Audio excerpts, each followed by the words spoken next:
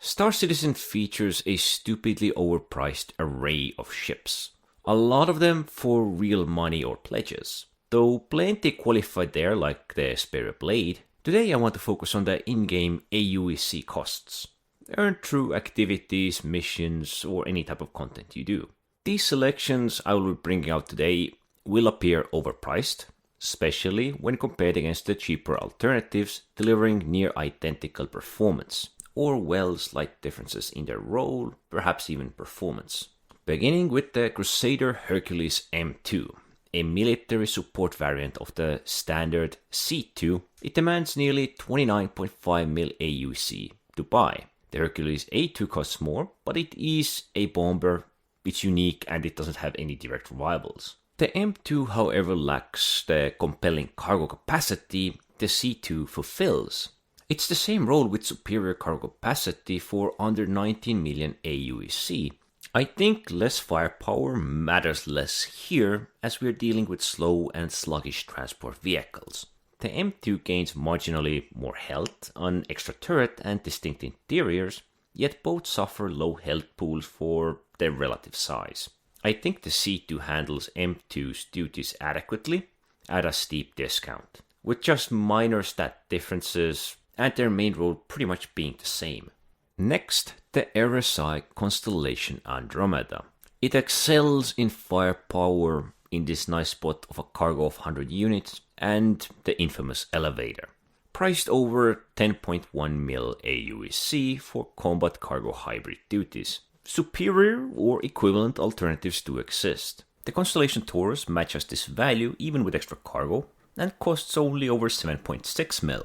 The Drake Corsair shifts more towards combat with reduced cargo at over 6.5 mil. For large armed ships with cargo, Corsair offers the most amount of firepower while being the cheapest. It minimizes storage but maximizes guns among the trio. The Taurus prioritizes cargo while matching the Andromeda's firepower. Both are technically the same ship, with Taurus being slightly longer and having slightly less health.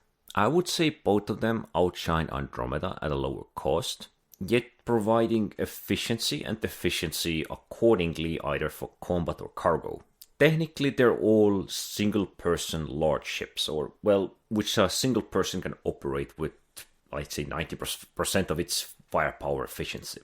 Heading on with the alien option, the Alpoa Karthu-al. This alien fighter costs over 7.2 mil AUEC, having only 2 size 4 weapons and decent maneuverability. And I will keep it more towards aliens, so I will compare it to Esperia Talon.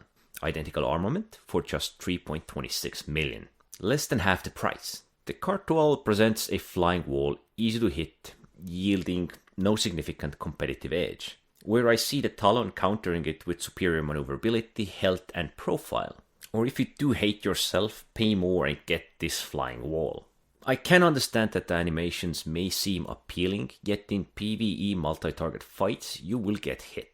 Maybe not fatally, but you will get hit. And if there are more than 2-3 targets, this can get hard if you don't play smart. From non-alien options, I do also have the Arrow and Gladius, which fill kind of the same role, but perhaps even better, with Arrow costing under 2 mil and the Gladius under 2.4, outperforming them all.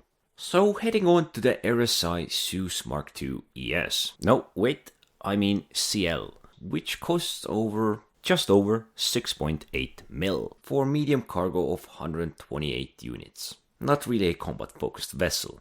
On the contrast, we have the classic MISC Freelancer Max with 120 units of AUEC, bring the role and almost the capacity. Do those 8 SCU units justify the discrepancy of over 2 million? Stats and aesthetics I wouldn't say are too much different. The Freelancer Max endures as a reliable cargo ship despite its old age. And I just think this new sleek design of the RSI Zeus isn't really worth it. It's just a smoother looking option and that's pretty much it. And let's close it out with the starters. Of course I'm talking about the Syulen, an introductional ship to the game. It demands nearly 2.8 million AUC investment. While we have other ships like the Aegis Avenger Titan, which provides greater flexibility for over 1.35 million, Even newer, the Crusader Intrepid cost slightly over 700,000, trading firepower for smaller size over the Syulen's bulk prism design. Starters should demand lower prices. This pricing class warfare is very disappointing. Alien ships typically do cost more, but it's a starter and I think it's something that should be at a starter price, so I don't see this as a viable option for anyone trying to spend their hard-earned AUEC. I'm sure there are other ships we could pull into comparison. There's plenty of specialized ships like heavy fighters, medics, salvagers, technically even capitalist level ships. I went for the most typical ships roles and there were some significant price differences. I think most of these prices should not range more than 5-10%, maybe 20 if the difference is significant, like between the Corsair and the Andromeda.